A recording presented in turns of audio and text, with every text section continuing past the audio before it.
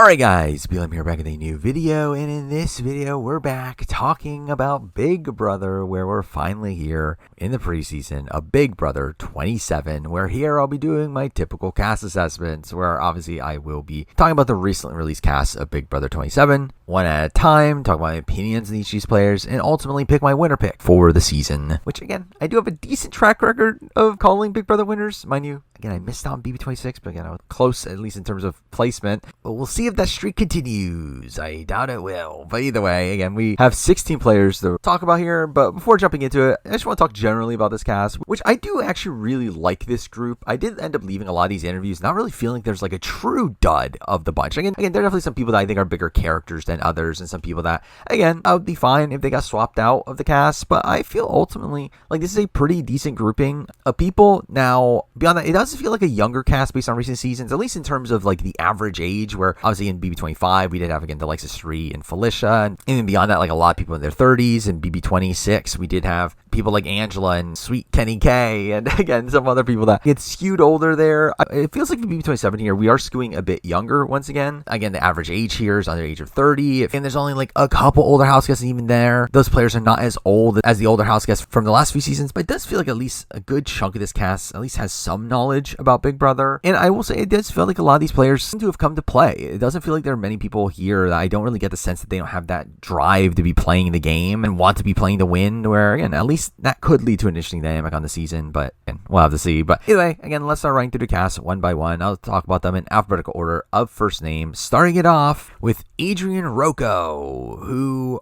I will say is a pretty big one to start off this entire list with, as I feel like Adrien came off to me as one of the biggest characters of this entire grouping. Someone that is a massive super fan of the show, very much talks about how much of a fan he is and how he recreated all these challenges and keeps on talking about how he's going to be the best winner of all time. And again, Adrien is someone that does come off very cocky here, to the point where I do feel very worried for Adrien, especially considering he is relatively young here. He's only 23 years old, and I do think in many ways he kind of reminds me of like probably even more of a cocky version of like someone like Ovi, which to be fair, Ovi is someone I did pick as my winner pick in BB21, which again, I think in retrospect probably was a questionable choice. I do feel like Adrien comes off as that, but like even worse to me. And to be fair, I do think with Adrien, like a lot of it is that I do think a lot of the talk that he was doing felt very like shallow, in the sense that he was just like talking about how, I'm going to be the best winner. And it didn't really feel like the questions themselves really gave him a lot of room to expand beyond that, which I would say is generally a criticism of this preseason format. The fact that we're essentially getting all the press given the same interviews, all questions being given by CBS themselves, and all like kind of generic questions, some of which feel like propaganda of literally just telling them to say what's great about Big Brother. Or again, I just feel like in general, like I wish we got a little bit more depth from these interviews. And I feel like Adrien is someone that, from what we saw, I just felt like there's a lot of like cocky energy, a lot of energy of like him thinking he knows it all, and I do feel like that's just simply not going to really work on a season. Though I will say it did seem like there were some people that talk about wanting to work with people that knew the game very well, and if Adrien is someone that is again very open with how much of a fan he is, I think there's at least a shot people would look at him as like someone that, again, maybe to pick up as their strategist in their alliance. But ultimately, again, I do feel like Adrien is someone that I do think his seeming cockiness is something that does leave me a bit unsure on how exactly he's going to do. So again, not a potential winner pick for me. Next, I'm moving on to Amy Bingham, a 43-year-old insurance agent, one of the older people on this cast. I believe one of the only people on this cast to have kids, and a spot where, again, Amy is someone that I did like through her interview. I thought she had some pretty funny little moments. I felt like she had this very calm demeanor that, again, despite her probably for them playing into this like kind of Angela sort of archetype, I don't feel like she is that personality at all. Again, I feel like she's obviously a lot more mellow. I feel like there is like even like a level of like Jessica Milagros sort of archetype there, but even in a spot where I actually feel okay about Amy. Again, I do think she comes off pretty intelligent and someone that is going to be playing the game pretty hard, where again, that's kind of in comparison to Jessica Milagros, or who I thought was more of like an emotional sort of player. I feel like I see more strategy here from Amy. Though at the same time, I just think her archetype's obviously one that is a bit tough to fit into this cast in particular. There were like some people talking about wanting to work with all the women and wanting to work in an all-women's alliance, and Amy is someone that was very much about girl power, and I feel like that could actually work pretty well for Amy on this season. Though obviously, again, we've seen so many women's alliances try to come together and don't ultimately work. But again, I do feel like Amy is someone that I could see being in an all-women's alliance and being a central figure within it. The question is just, again, is that alliance going to really hold power? To where Amy is someone that, again, I do think actually seems to have some potential here, or someone that I actually feel decent about concerning her archetype. Though ultimately, again, I just think her archetype is one that's going to be tough to see her get into a good position. Even then, I think by the time of the end game, I just feel like it's going to be tough for someone like Amy to comp out at the end, to where while we did get more equal concept BB26, I feel like by the end game, we still had a stretch of, again, the likes of Chelsea and Mackenzie just winning all the competitions. I don't really see Amy fitting into that mold. So again, I would still worry about Amy's overall winning chances, which is the reason why I didn't move her on as a winner pick. Next up, moving on to Ashley Hollis, a 25-year-old attorney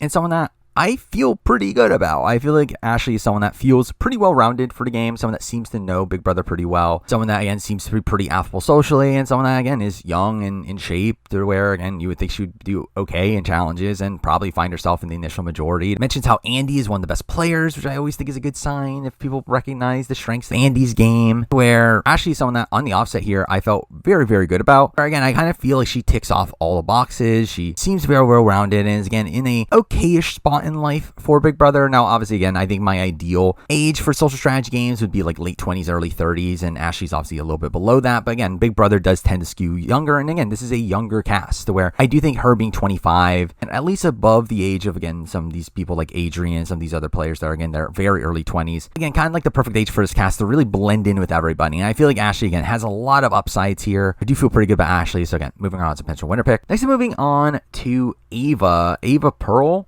a 24-year-old aura painter. I mean, I believe she's actually more like a painting instructor, but just like does aura paintings. Either way, Ava here is someone that I think is going to be very fun. I mean, she's someone that had an incredible interview, really funny one-liners here and there, really funny reactions to things, to where Ava just feels like a massive character. I expect to have some really fun DRs. As a player, though, I have a lot more question marks. Now, something I do very much like about Ava is the fact that she is very open how much she just needs the money, and that is her main motivation for playing the game. Where I think on paper, you would think that, again, someone not being there for the love of Big Brother would be a bad sign, but I actually feel like, again, someone that's so desperate for the money on Big Brother is actually someone that's obviously more inclined to be playing the game hard and playing to win, and I like that's obviously a good sign in this spot, to where that's at least something I respect from Ava. Outside that, though, I will say Ava does feel like a player that doesn't come off as the most strategic in the world. I feel like she's probably someone that's going to be led by her emotions, someone that probably makes some suboptimal plays based around how she feels about people, more so than basing around logic. And I feel like that is kind of the vibe I get from Ava, even though, again, I think Ava seems like a really fun personality and someone that could at least be playing hard. And again, I assume if she's playing hard, she's playing messy. But again, it should be fun. But again, someone that I would obviously not feel too great about her potential winning chances. Next, I'm moving on to a bit of a weird one for the alphabetical order, but moving on to Clifton Williams, who's going by Will, a 50-year-old college sports podcaster. Which I'll say, him being a podcaster, probably a good sign for entertainment of the show, at least. Again, you would think he would be very good at confessionals. But outside that, I actually did not get much out of Will. I feel like Will's actually somebody that was one of the more bland interviews for me. Not that he necessarily came off poorly. I think he came off actually pretty intelligent about the game. He has like this set plan he plans on coming into the game with, which obviously, again, can be very hit or miss. But I do think it sounds like a solid enough plan. Again, create 4% alliance, get a challenge beast, get a strategist, and then get like another person like that he can personally bond to. Again, seems like a good makeup for an alliance. Now, he does talk a lot about wanting to obviously avoid the label, being like the dad of the house, and wanting to be this like chill guy. And I feel like that's something that, again, is kind of always a losing battle. I feel like we see this with like someone like Terrence, and it just really led to Terrence just being kind of on the outskirts of the game for a lot of it. And I feel like that's kind of where I see Will going here, where I do just struggle seeing Will really being added into alliances. Now, again, I'm hoping Will is at least assertive enough that he actually, again, goes through this plan, finds himself in a group, and maybe that group can select him in the game. But I do think on paper, I would find Will to be someone that just feels on the outskirts of the game. Again, he is the oldest person on this cast, does feel like an outlier on this cast. And I feel like that is something that makes me feel like this is not a particularly good sign for his overall chances. Even though, again, he comes off very intelligent. I think he seems to have a decent grasp on what he should be doing in the game. I just think, again, for someone of his archetype, it's usually a tough battle to get past that. And I feel like Will is just someone that I kind of just see being an outsider from the very beginning. But again, I hope I'm wrong. But as of right now, again, not feeling too great about Will. Next, I'm moving on to Zay Frederick, another one that's going to mess with my alphabetical order because he goes by Zay, a 23-year-old salesman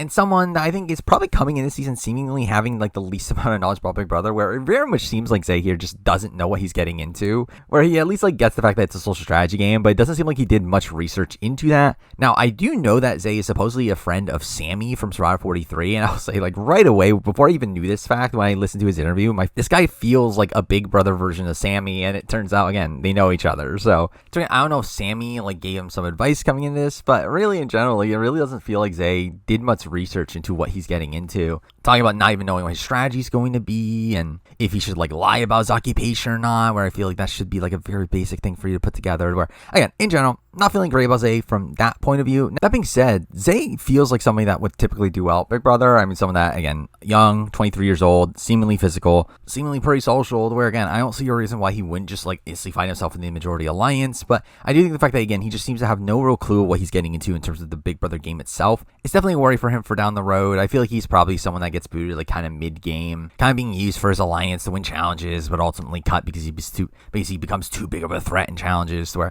again, obviously, at the end of the day, it's like, obviously we see in modern Big Brother that a lot of people just go on a run at a certain point. And again, Zay could potentially be that person, but I just feel like in general, I have less faith in Zay, especially considering the fact that he just doesn't know Big Brother that well. So again, did not move him on as a winner pick. Next, I'm moving on to Jimmy Hagerty, a 25-year-old AI consultant, where when I first saw Jimmy, I was kind of expecting him to be like a little bit on the older side. But again, 25, like as I said with Ashley, like not a terrible age for this cast, a cast that is relatively young, where it's kind of this middle ground that you could fit into both the older and younger groupings. And that being said, Jimmy is also someone that I think massive fan of the show, like someone that was so excited into DR, and you just feel the energy vibrating from him, to where again, I think it's very clear that he is someone very passionate about Big Brother, and also beyond that could be a pretty well-rounded player. Like I don't know how he'll do in physical challenges, but I don't see him as being a slouch. And he seems to be very affable socially. Now, he did talk about wanting to cause drama. I feel like that's maybe something I'm a little bit worried about. And he seems to be a showman, to where it does seem like he's like very preoccupied with like wanting to make an entertaining television show, which again is fun for us. I don't know how it'll do for him in the game, but really beyond that, I do think he has a lot of skills for the game. He seems to be someone that is, again, just very intelligent, seems to be a fan of the show, and again, just feels like someone that knows what he's doing coming into this season. I feel like that's a good sign. Now, ultimately, I did not move him on as a winner pick, though. Again, for me, he's like right outside. He was actually like my number 5 person, where I typically move on 4 people. Where I do feel like for Jimmy, I kind of worry that he's going to be playing the game a bit too hard, that he's so excited that he's going to be really shot at the cannon, and again, just come off as like too overtly as a threat, where I could see him like by the end of the game coming off as too likable to be taking to the end, and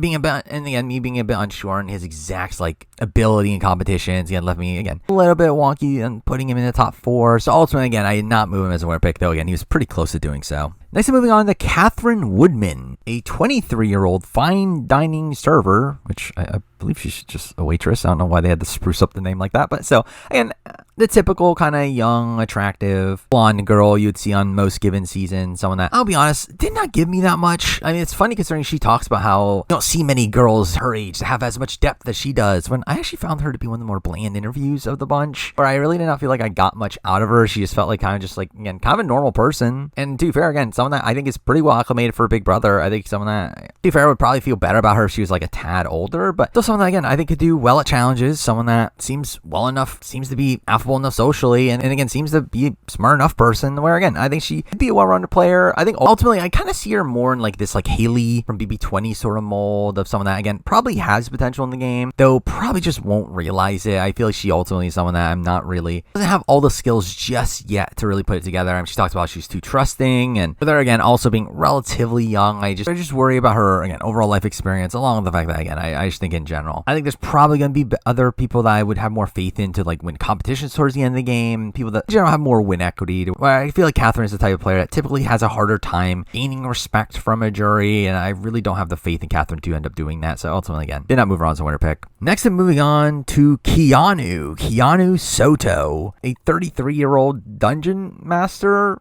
aka a personal trainer that is also a dungeon master, I guess. But again, Keanu is someone here that I think seems like fun casting on paper. Obviously, again, his name is Keanu, and he's a dungeon master, where again, it feels like one of these sort of things where I'm sure we're going to give me so many confessionals around making like D&D references, though ultimately he's another one that I didn't find to be the most riveting personality in the interview. I actually found him to be, again, just kind of normal, which isn't a bad thing for the game, especially considering, again, he's on the older side of things, but not too old. Again, he's 33. Again, I think he has a decent amount of life experience. He's also very physical, and he's a personal trainer, and also, again, just a massive guy to where you would assume he would do very well in challenges. Mind you, I think to the point where I would worry about people looking at him as a threat, as I feel like that's obviously a potential downside there. But again, he is so big of a guy that I would worry about his ability to really hide under the radar, where people are going to probably eventually look at him as a big physical threat that they need to take out. Mind you, again, I would have thought the same about Matt Klotz, and obviously he didn't there. Matt Klotz still seemed to have a decent amount of win equity towards if he could just get to the end without Jag. To where, again, you never really know if Keanu, and even then, like, you have someone like Cam, you have someone like Monty, Xavier. So, like, it is like not unprecedented for there to be these like pretty big guys that get towards the end of the game in recent years. But I do think that's a worry of Keanu. But really outside that, again, I feel pretty good about Keanu. Again, he talks about the game pretty intelligently. He seems to be a fan. He's someone that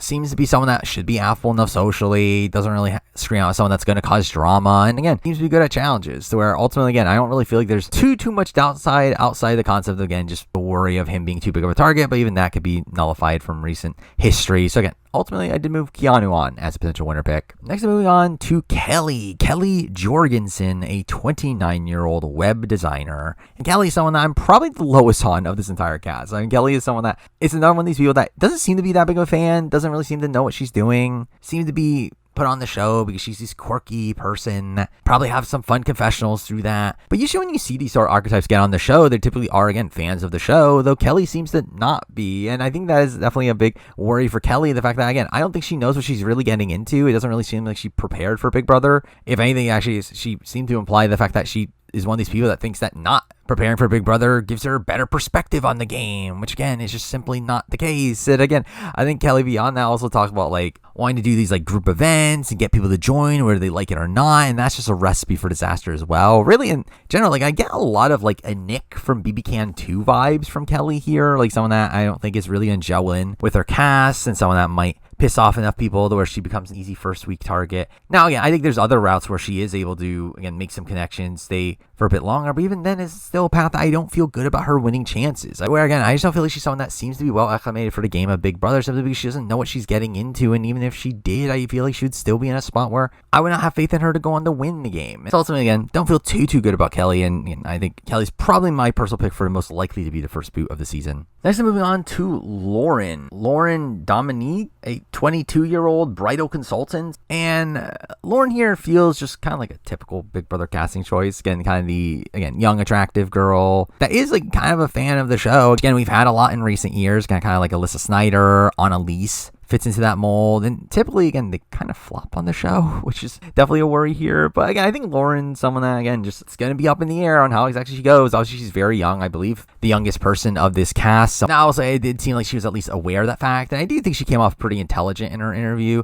and is someone that is a big Brother fan. Again, she was mentioning Keisha's birthday, and seems to be a genuine fan of the show, which is, again, a good sign. But again, it's a point where I would be a lot higher on her if we did not have, again, people like Alyssa Snyder, people like Annalise on more recent seasons that really just ultimately did not do much, despite being in a similar sort of mold. To Lauren, someone that, again, I think has potential here. Again, seems to be physical enough, seems to be affable socially, and seems to be good at challenges. But ultimately, again, I think her being on the younger side of things is definitely something to point out here, along with the fact that she also fits into this mold that, again, I'm a bit questionable on whether or not she'll do well or not. Again, leaves me thinking of her as, again, someone that's highly variant. I think she could, again, just find herself in the majority alliance, kind of sneak her way deep into the game, but be in a spot where she doesn't really gain any win equity, or she could possibly be like a Paris style player that ends up turning it on by the end, and even before that, technically have like a decent amount of agency. Where, again, I really don't know how exactly it go. I do think, again, there is that chance of her being a pretty good player, but as of right now, I don't feel confident enough to move her on as a winner pick. Next, I'm moving on to Mickey Lee, a 35-year-old event curator, again, one of the older people on the cast. And Mickey's someone that I think there's a lot of highs and lows with Mickey. I think on paper, she kind of reminds me a bit of Tiffany, where, again, she seems to be, again, on the older side of the cast, someone that seems to have like more life life experience than most of the rest of the players, but also someone that, again, could be pretty good socially, has a decent head on her shoulders. So again, I think there's that Tiffany potential there for Mickey. However, I do think a main difference between the two is the fact that Tiffany Mitchell was a massive Big Brother superfan, watched live feeds. Mickey is someone that doesn't seem to be that big of a fan. I mean, she did start watching very recently at the Cookout, which I mean, maybe she'll be inspired by Tiffany and maybe try to play a similar game, which again could work out for her. But so again, I think Mickey is someone that I'm coming out of this feeling like she has potential on this season, but I just ultimately don't really know. And I feel like she's going to be this major question mark until we see her in action, which to be fair is how I felt about Tiffany coming into that season, where I felt like Tiffany is someone that we got like very little of in the preseason. Then ultimately by the end of week 1, we saw her like running the house. Where again, I feel like Mickey is someone that could be in that ballpark. I do feel like I see a decent amount of people that I could see her working with. However, I think the problem also with Mickey is the fact that, again, she's on the older side of the cast, which ultimately, again, didn't matter for someone like Tiffany. But again, I'm just unsure if Mickey has those social graces to really fit into that Tiffany mold, where ultimately, again, I think the upside here is playing a Tiffany style game. But I think there's the other side of her, again, just not being as big of a fan, and again, still being an outlier age-wise, where again, I just feel like there's a high variance here from Mickey, to where I could see her being one of the first few boots. I could see her, again, running the show, and I really don't know which one it's going to go with. But again, not confident enough to move her on as a winner pick. Next up, moving on to Morgan Pope, a 33-year-old gamer, which she really takes pride in, being the first like gamer on Big Brother. One's like, how dare you forget the great Alex Al. But Morgan's here, someone that is a Twitch streamer. Beyond that, I believe she's also a model, and someone that,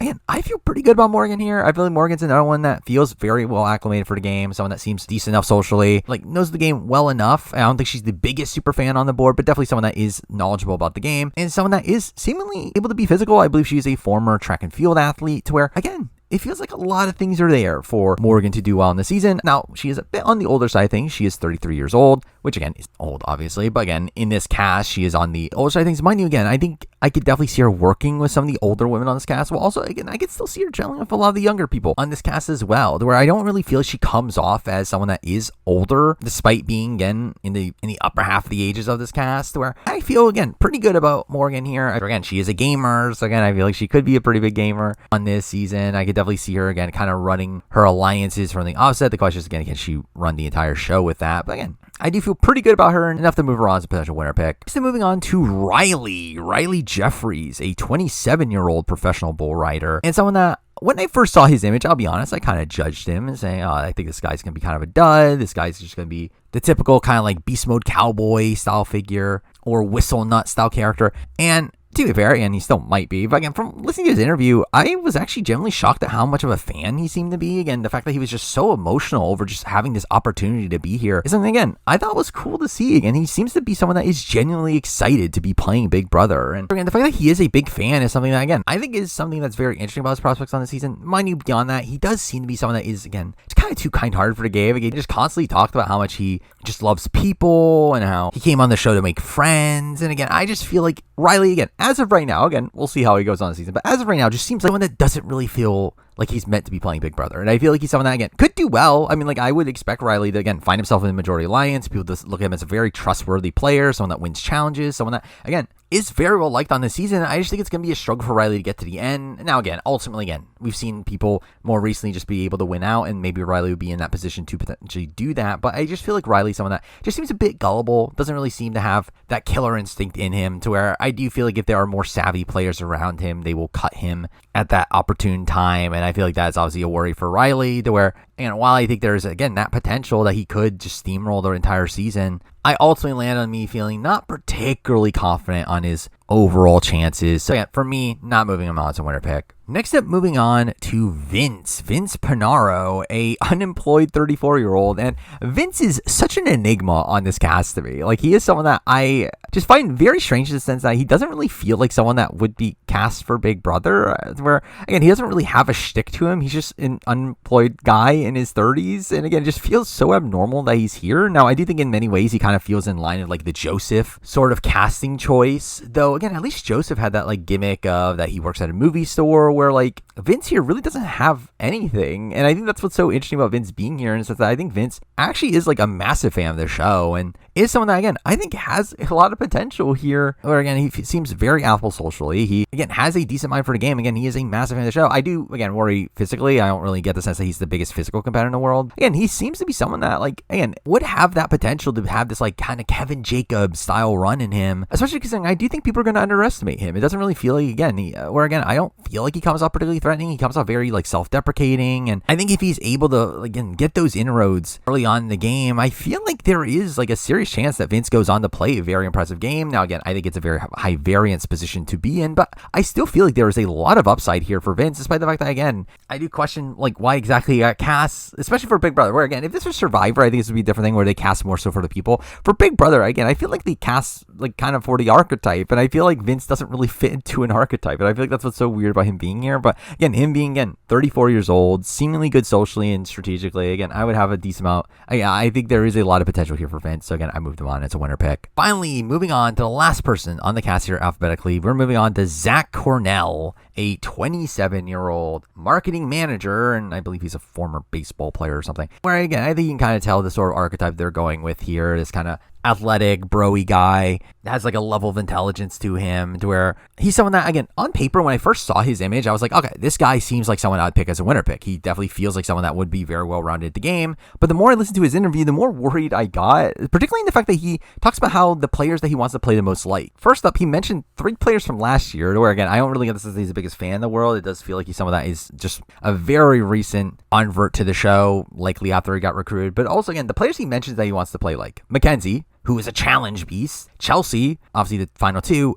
and then talks about wanting to play like Tucker, and goes on to later talk even more about how he wants to play like Tucker, which, again, that's not a good thing to play like Tucker, where, again, he talks about it as if, like, Tucker really, like, ran the house and, like, was able to flip the entire house on itself. And it's like, where, again, Tucker sucked. Like, Tucker self-sabotaged his own game constantly. And, again, Zack is literally talking about, like, wanting to self-nominate himself like Tucker did. And, again, that's terrible. Why would you do that? Especially when you saw Tucker go home because he did that. I don't understand how that's the takeaway that Zack had on Tucker's game. And beyond that, again, he talks about loving Zack rants and him calling out Devin, where I really feel like that's probably the more of the Zack we're going to get on this season. I actually feel like, if anything, I kind of see more like Matt Hardman vibes from him on this season in terms of like how he's going to end up playing this season, where, again, I do kind of see him being kind of a flame out, where, again, I think he has all the skills on paper. Again, he seems to be, again, good physically, well enough, again, affable enough socially, and, again, strategically. But, again, I think he has the ability to be a well-rounded player, but just by the way he's talking in his preseason interview, it's making me feel like he's just going to be a complete disaster. And I feel like, and at the end of the day,